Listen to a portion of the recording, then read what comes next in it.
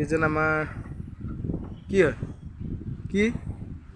তোৰ নাম কি হয় তোৰ নাম কি তৰুণ অৰুণ